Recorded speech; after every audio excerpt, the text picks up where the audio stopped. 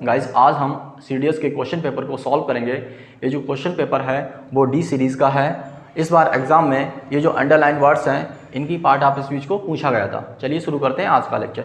ये जो question number 17 है, लिखा हुआ है I did not like an ice cream full stop are you having one too. देखिए यहाँ पे जो I did not like an ice cream, ये जो सेंटेंस है ये फुल स्टॉप से अलग कर दिया गया है और इससे हमें अब कोई मतलब नहीं है। अब इस पे देखें, are you having one to.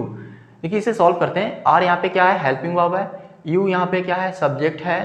Having यहाँ पे मेन वर्ब है, राइट। वन यहाँ पे आया वन, इसी की पार्ट ऑफ स्पीच को हमें बताना है। टू, देखिए इस टू ने इस वर्ब को क्वालिफाई करने का काम किया। जो वर्ड्स वर्ब को क्वालिफाई करे उसे बोलते हैं एडवर्ब। अब एडवर्ब में भी कई टाइप होते हैं, एडवर्ब्स के कई टाइप होते हैं। इसने टू ने इस हैविंग की डिग्री को बढ़ाने का काम किया, तो इसे हम बोलेंगे adverb of degree, adverb of degree, right. ये जो टू है ये हैविंग से पहले भी यूज हो सकता है। हम बोलेंगे are you too having one, या हम बोल सकते हैं are you having one too. अभी ये वन आया, देखिए जो वन होता है इसकी पार्ट ऑफ स्पीच होती है प्रोनाउन। वन होता है प्रोनाउन, प्रोनाउन में भी होता है इंडेफिनिट प्रोनाउन। इंडेफिनिट प्रोनाउन बोले तो कुछ भी हो सकता है, इंडेफिनिट पर्सन भी हो सकता है, थिंग्स भी हो सकता है, कुछ भी हो सकता है, इसीलिए हम बोलेंगे इंडेफिनिट प्रोनाउन, राइट। तो इसकी पार्ट ऑफ स्पीच क्या होगी, इंडेफिनिट प्रोनाउन, राइट। इसका आंसर प्रोनाउन होगा। Next question number 18, my parents lent me the money, my parents lent me the money, otherwise यहाँ पे फुल स्टॉप लगा हुआ है। Next question number 18, my parents lent me the money full stop otherwise comma I could not have afforded the trip. देखिए यहाँ पे ये full stop है, राइट। अब इसमें अदरवाइज की हमें पार्ट ऑफ स्पीच को बताना है, अदरवाइज की पार्ट ऑफ स्पीच। इससे पहले हम ऑप्शन से ब्रेक करते हैं, राइट। देखिए यहाँ पे लिखा हुआ है कंजंक्शन, क्या है ये कंजंक्शन। देखिए अदरवाइज कंजंक्शन हो नहीं सकता। कंजंक्शन का काम होता है दो क्लॉज को ज्वाइन करना, तो ये पार्टिसिपल हो नहीं सकता। बचा क्या, एडजेक्टिव। देखिए जो एडजेक्टिव होता है वो किसी नाउन या प्रोनाउन को क्वालिफाई करने का काम करता है। एडजेक्टिव किसी नाउन या प्रोनाउन को क्वालिफाई या मॉडिफाई करने का काम करता है। यहाँ पे तो अदरवाइज के बाद कॉमा लगा हुआ है, कॉमा से इस आई को अलग कर दिया गया है, तो ये एडजेक्टिव का भी काम नहीं करेगा। बचा क्या, एडवर्ब, तो इसका आंसर होगा एडवर्ब, राइट। अब देखिए यहाँ पे जो स्ट्रक्चर आया, could not have plus afforded.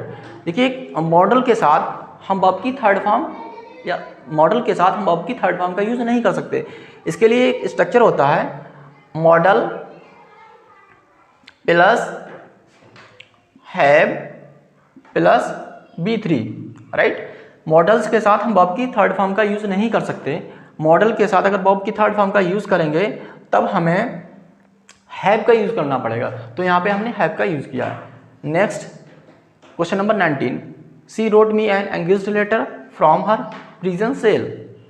देखिए इसमें एंगेज्ड की पार्ट ऑफ स्पीच को पूछा गया है। पहले हम इसे ब्रेक करते हैं। सी यहाँ पे सब्जेक्ट है, रोट यहाँ पे वर्ब है, मी यहाँ पे ऑब्जेक्ट है, right. Wrote whom an engaged letter, letter क्या है, लेटर है एक, देखो engaged letter. She wrote what, क्या लिखा, लेटर। सी रोट हुम, किसे लिखा, मुझे। तो यहाँ पे दो ऑब्जेक्ट हैं। ये जो रोट वर्ब है ये है direct transitive verbs. Direct transitive verbs दो ऑब्जेक्ट रखती है, ठीक है। लेटर का है ये एक डायरेक्ट ऑब्जेक्ट, लेटर यहाँ पे डायरेक्ट ऑब्जेक्ट है और मी यहाँ पे है indirect object, right. 19, she wrote me an engaged letter from her prison cell. यहाँ पे इस एंगेज्ड की पार्ट ऑफ स्पीच को पूछा गया था। देखिए सी यहाँ पे सब्जेक्ट है, रोट यहाँ पे वर्ब है, ठीक है। रोट यहाँ पे डायरेक्ट ट्रांजिटिव वर्ब है क्योंकि इसके दो ऑब्जेक्ट हैं। देखिए रोट व्हाट, लेटर, क्या लिखा, लेटर लिखा। रोट हुम, मी, किसको लिखा और क्या लिखा। लेटर यहाँ पे डायरेक्ट ऑब्जेक्ट है और मी यहाँ पे इनडायरेक्ट ऑब्जेक्ट, राइट। अब देखिए वर्ब से व्हाट या हुम का रिप्लाई तो वर्ब का ऑब्जेक्ट होता है। अब इस वर्ब से व्हाट का रिप्लाई आया, वर्ब व्हाट, रोट व्हाट, क्या लिखा, लेटर। तो लेटर यहाँ पे क्या है, ऑब्जेक्ट। हमें पता चल गया लेटर यहाँ पे ऑब्जेक्ट है और हमें पता करना है एंगेज्ड की पार्ट ऑफ स्पीच। अब देखिए यहाँ पे ऑब्जेक्ट आया, ऑब्जेक्ट तो नाउन या प्रोनाउन होते हैं, राइट। अब ये नाउन है। अब ऑप्शन से हम ब्रेक करते हैं, क्या एंगेज्ड नाउन हो सकता है, नहीं। देखो दो सेम पार्ट ऑफ स्पीच कभी एक साथ नहीं आ सकते, तो ये नाउन तो होगा नहीं, ठीक है। बचा क्या, एडजेक्टिव। तो ये एडजेक्टिव होगा क्योंकि इस एंगेज्ड ने इस लेटर को क्वालिफाई या मॉडिफाई करने का काम किया, राइट। कैसा लेटर लिखा, दुखपूर्ण लेटर लिखा। एंगेज्ड लेटर, तो ये क्या होगा, adjective, right. Next, there is a visitor from you, यहाँ पे एक ही पार्ट आप इस चीज को पूछा गया। तो देखिए जो आर्टिकल होते हैं वो दो तरह के, देखिए जो आर्टिकल होते हैं वो दो टाइप्स के आर्टिकल होते हैं। Articles are two types, first definite article, second indefinite article. जो डेफिनेट आर्टिकल होता है वो होता है द होता है definite article, indefinite article a otherwise an, ये होते हैं इनडेफिनेट आर्टिकल।